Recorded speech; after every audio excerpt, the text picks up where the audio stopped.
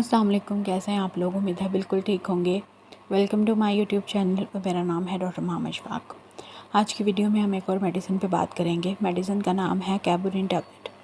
कैबुरिन tablet क्यों इस्तेमाल की जाती है, इसके क्या काम है, किन मरीज़ों को इस्तेमाल करवाई जाती है, किस बीमारी में इसका इस्तेमाल किया जाता है और आपने इसको किस तरह से इस्तेमाल करना है, इसको ज़्यादा यूज़ करने के क्या क्या साइड इफ़ेक्ट्स भी हो सकते हैं, तो इस वीडियो में हम इसी टॉपिक के ऊपर बात करेंगे। सबसे पहले देख लेते हैं कि कैबुरिन टैबलेट जो है वो इसका एक्टिव इंग्रेडिएंट क्या होता है, या अगर मैं दूसरे लफ्ज़ों में बात करूं तो इसका जेनेरिक नेम क्या है। कैबुरिन इसका ब्रांड नेम है। अगर आप इसको याद नहीं भी रखते तो कोई इशू नहीं है। जब भी आपने दवाई को याद रखना है उसका जेनेरिक नेम याद रखना है, जिसको हम आम ज़ुबान में साल्ट या फार्मूला भी कहते हैं। मेबिविनिन इसका जेनेरिक नेम है या एक्टिव इंग्रेडिएंट है।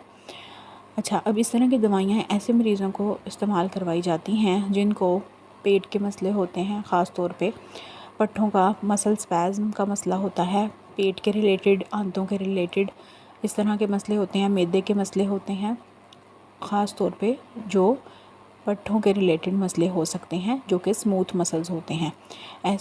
ऐसे मसल्स या ऐसे पट्ठे या ऐसे टिश्यूज़ जो कि आपके पेट में, आंतों में, मैदे में, इस तरह की जगहों पे मौजूद होते हैं, अगर उनके अंदर कोई भी मसला आ रहा है, स्पैज़म आ रहा है, दर्द हो रही है, सूजन महसूस हो रही है, ब्लोटिंग हो रही है, गैस के इश्यूज़ हैं, मैदा सही काम नहीं कर रहा, तो इस तरह की कंडीशन में इस तरह की दवाइयाँ इस्तेमाल करवाई जाती हैं। अफारा हो जाता है जिसको खाना खाने के थोड़ी देर बाद, खाना खाने के बाद आपका पेट जो है वो ब्लोटिंग होना स्टार्ट हो जाती है, मतलब स्वेलिंग सी स्टार्ट हो जाती है।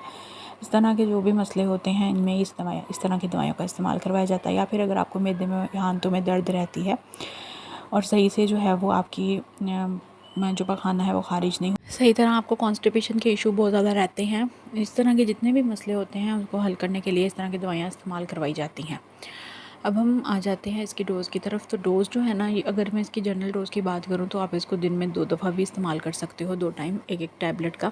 लेकिन सबसे बेस्ट यही है कि आप अपने डॉक्टर की रिकमेंडेशन के हिसाब से ही इसका इस्तेमाल करें, क्योंकि हर मरीज़ की कंडीशन एक जैसी नहीं होती, तो कंडीशन के हिसाब से ही दवाई रिकमेंड की जाती है। अब हम आ जाते हैं इसके साइड इफ़ेक्ट्स पे। तो इस दवाई के क्या क्या साइड इफ़ेक्ट्स हो सकते हैं और आपको इसको किन कंडीशंस में इस्तेमाल नहीं करना चाहिए। तो सबसे पहले साइड इफ़ेक्ट्स की बात कर लेते हैं। तो अगर आप इस दवाई का इस्तेमाल बहुत ज़्यादा करते हैं तो आपको हेडेक हो सकता है, सर चकरा सकता है, नोज़िया जैसी कंडीशन भी हो सकती है, वॉमिटिंग या मतली होना, इस तरह के मसले मसाइल आपको हो सकते हैं। अब हम आ जाते हैं कि किन लोगों को ये दवाई इस्तेमाल नहीं करनी चाहिए। अगर आप गुर्दे के मरीज़ हैं या जिगर के मरीज़ हैं तो आपको कोशिश करनी चाहिए किसी भी दवाई का इस्तेमाल खुद से ना करें। इसके अलावा अगर आपको अल्सर है तो तब भी आप जो है वो इस तरह की दवाइयों का इस्तेमाल कम से कम करें। और ऐसी फ़ीमेल जो कि ब्रेस्ट फीडिंग पे होती हैं, दूध पिला रही होती हैं या प्रेगनेंसी में होती हैं, वो भी कोशिश क्या करें, हर दवाई का इस्तेमाल अपनी डॉक्टर को बता के करें। तो ये कुछ इंपॉर्टेंट चीज़ें होती हैं हर मेडिसिन के रिलेटेड।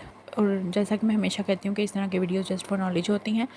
आपने कभी भी किसी की वीडियो देख के खुद से दवाई इस्तेमाल नहीं करनी, सिर्फ ये देखने के लिए, नॉलेज के लिए होती हैं। अदरवाइज़ आपने हमेशा, अगर आपकी तबीयत ख़राब हो तो आप अपने करीबी डॉक्टर को विज़िट करें या फिर अपने फैमिली डॉक्टर को विज़िट करें।